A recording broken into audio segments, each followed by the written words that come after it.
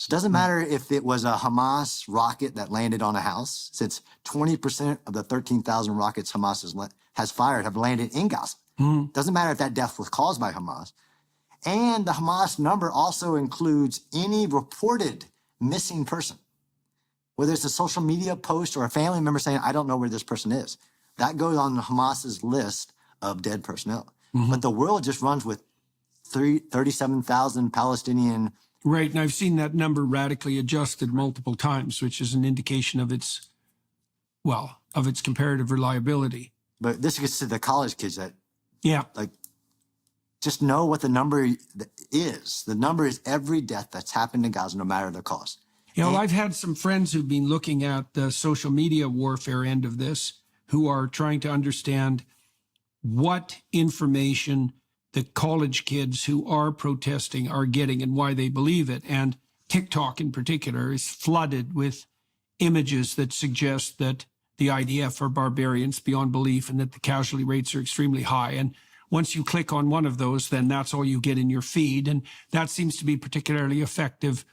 The use of imagery of injured children, for example, seems to be particularly effective for women. And of course, the majority of the protesters on the Ivy League campuses are women. And so they're the targets of this particular PSYOP.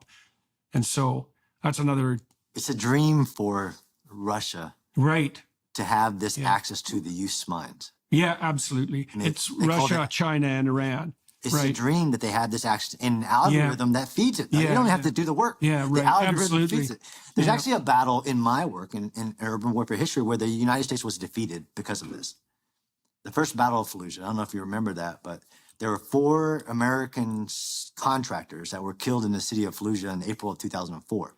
The U.S. president ordered, because they dismembered American citizens, burned them all and hung them from the bridge.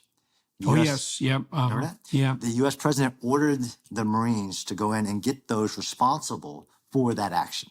So the Marine Corps, over their objections, launched an operation.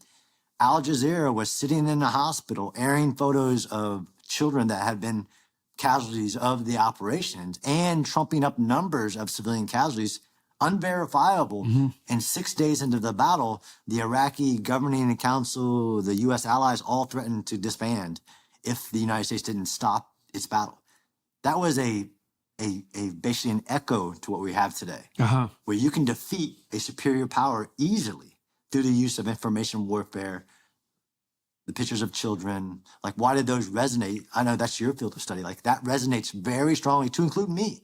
Yeah, of course. I have children. I don't want to see any children. I've seen children, and this again goes back to even these kids won't acknowledge what Hamas is. Children are the ultimate victims, right? The ultimate innocent victims. And so if you're playing a victimizer ideological game, then obviously pictures of hurt children are incredibly effective weapons in that regard. And of course, if there is a war, there's going to be hurt children. So it's a strategy that's very difficult to counter. That's for sure. But there's an ideology that the IDF would do it purposely. When I can show you the video of October 7th where Hamas psychopaths, like Jeffrey Dahmer's, were standing over children making a death moan and laughing over top of them. Yeah. I've been in war and seen children injured, and every individual, doesn't matter who he was, is dying in their heart to help that child.